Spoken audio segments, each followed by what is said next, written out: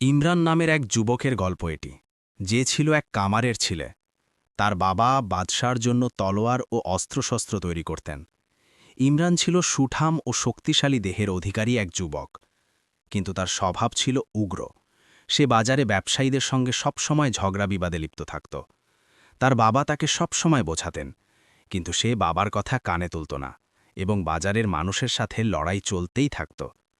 শেষমেশ তার বাবা তাকে বাধ্য হয়ে বাদশাহর সেনাবাহিনীতে পাঠিয়ে দিলেন, যাতে সেখানে গিয়ে সে কিছুটা শুধরে যায়।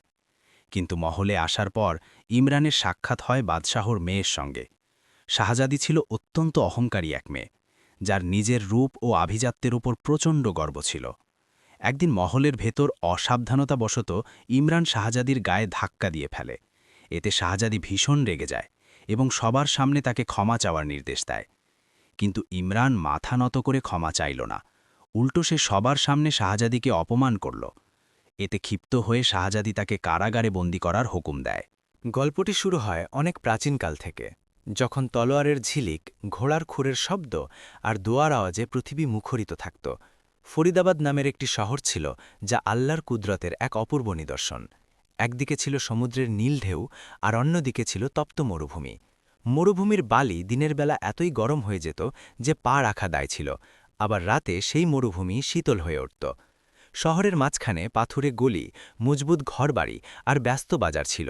সেখানে এক কোণে ছিল আবদুল্লাহ কামারের দোকান। আবদুল্লাহ ছিলেন একজন বৃদ্ধ এবং অত্যন্ত নেককার মানুষ। তার হাতের তৈরি তলোয়ারের খ্যাতি ছিল চারিদিকে। ইমরান ছিল আবদুল্লাহর একমাত্র ছেলে। সে লম্বা, চওড়া এবং ভীষণ শক্তিশালী ছিল। সে তার বাবাকে খুব ভালোবাসত ঠিকই, কিন্তু তার রাগ ছিল আগুনের গোলার মতো। একদিন বাজারে এক ধনী ব্যবসায়ী জুবায়ের এসে আবদুল্লাহর তৈরি তলোয়ার নিয়ে আপত্তিকর মন্তব্য করে তাকে অপমান করল। এটা দেখে ইমরান রাগে ফেটে পড়ল এবং জুবায়েরকে পিটিয়ে তার দাঁত ভেঙে দিল। আবদুল্লাহ বুঝতে পারলেন এই রাগী ছেলেটির ভবিষ্যৎ বিপদে পড়তে পারে।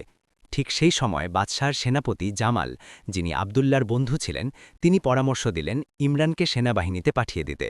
আবদুল্লাহ তার ছেলের ভবিষ্যতের কথা ভেবে এবং তার রাগ সংবরণ করার জন্য তাকে শাহী লস্করে পাঠানোর সিদ্ধান্ত নিলেন। ইমরান প্রথমে রাজি না হলেও বাবার স্বপ্নের কথা শুনে যেতে রাজি হল।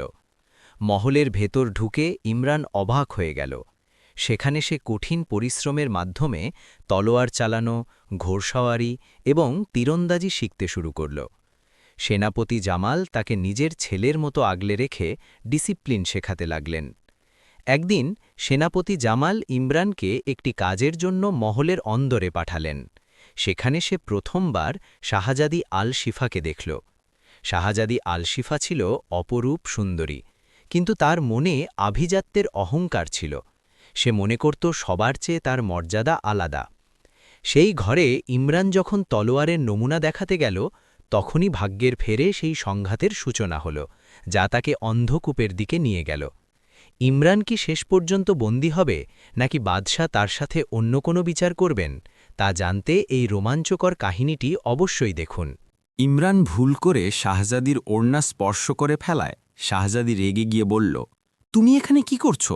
এখান থেকে বেরিয়ে যাও। এটি মহলে, বাজার নয়। তোমার নোংরা হাত দিয়ে আমাকে ছোবে না।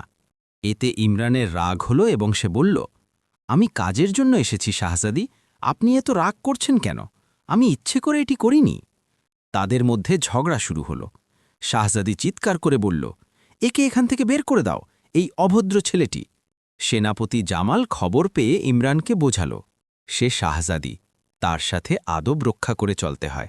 ক্ষমা চেয়ে নাও। ইমরান মাথা নিচু করে বলল, ক্ষমা করবেন শাহজাদি, এটি আমার ভুল ছিল, ভবিষ্যতে সতর্ক থাকব। শাহজাদি মনে মনে ভাবল, এই অহংকারী ছেলেটিকে সে কখনো ক্ষমা করবে না। দিন কাটতে লাগল এবং ইমরান নিজেকে বদলাতে শুরু করল। তার রাগ ধীরে ধীরে কমে গেল এবং সে যুদ্ধ প্রশিক্ষণে সবার চেয়ে এগিয়ে থাকল। সেনাপতি জামাল খুশি হয়ে বললেন, বাবা, তুমি এখন বদলে যাচ্ছ। আল্লাহ তোমাকে হেদায়েত দিয়েছেন। একদিন বাদশাহ দরবারে ঘোষণা করলেন যে শত্রুরা একটি ছোট শহর দখল করে নিয়েছে এবং সেখানে সাধারণ মানুষের ওপর জুলুম করছে। সেনাপতি জামাল যুদ্ধের প্রস্তুতি নিতে শুরু করলেন এবং ইমরানও যুদ্ধের জন্য প্রস্তুত হল। বাড়ি গিয়ে সে তার বাবা মা ও ছোট বোনের কাছ থেকে বিদায় নিল। সবাই তার জন্য দোয়া করতে লাগল। লস্কর রওনা হল এবং সন্ধ্যায় শত্রু শিবিরের কাছে গিয়ে পৌঁছাল। জামাল বললেন, কাল ফজরের নামাজের পর যুদ্ধ শুরু হবে। আল্লাহর উপর ভরসা রাখো, জয় আমাদেরই হবে। সকালে যুদ্ধের ময়দানে ইমরান সিংহের মতো লড়াই করতে লাগল।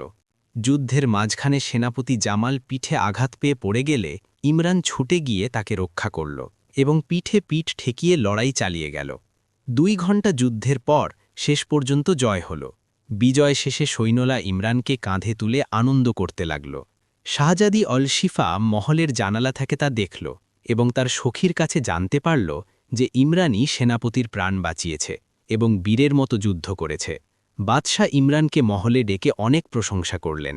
শাহজাদি আলশিফার মনে ইমরানের প্রতি সম্মানের সাথে সাথে ভালোবাসাও জাগতে শুরু করল।